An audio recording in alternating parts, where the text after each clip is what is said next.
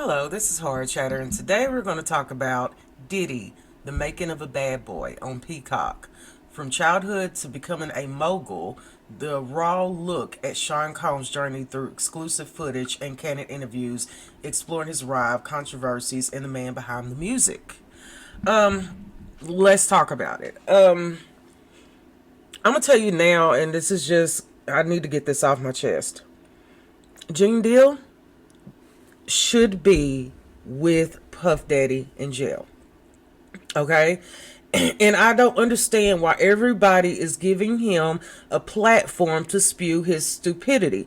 Gene, you knew what was going on. You knew what was going on. You knew that there were girls going in and out of that room, being abused, being beaten, and you did nothing. Okay? And my thing is, when you're an accomplice, you don't have a story. You don't have a story to tell. What are you trying to convey? You know, you're just trying to get yourself attention. And really, it is really looking really shitty on you. It really is. They dived into the Making the Band. Okay. And Sarah from Making the Band, who said clearly that there was foul play. And something happened, and she was alone with Diddy, and she didn't go directly into it, but use your imagination.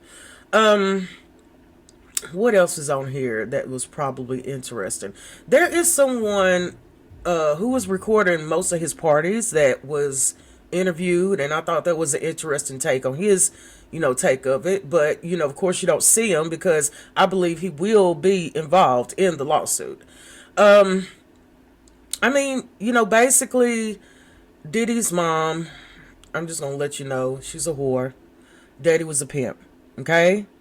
And the daddy got killed, and the mom was whoring, and she had these extravagant parties, and Diddy, at a young age, saw way more than what he should have seen, okay? His friends were interviewed in this, which I thought was interesting. And I'm going to tell you something. One of the friends had the audacity to come out of his mouth about Casey and say, "What did she do to provoke it?" And the interview goes, "Does it matter? It was probably the best piece of cinema I have seen in years." You know what I'm saying? About how closed-minded individuals can be. I mean, I see how he got this out of control.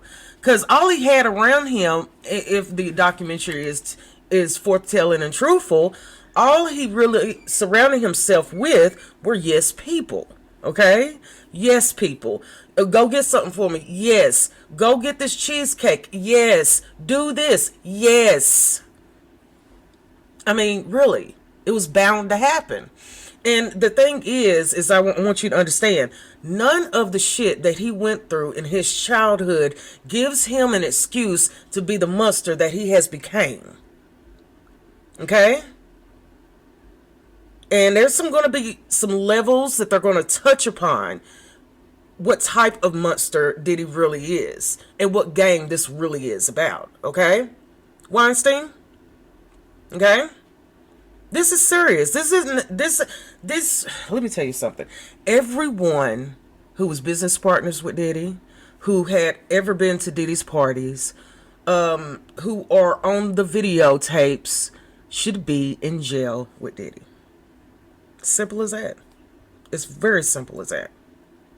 And I just wonder how the case is going to go when it goes to court, and you got all of these making of videos out here that you can judge upon. It's going to be crazy. It's going to get worse. It's not going to get better. Okay?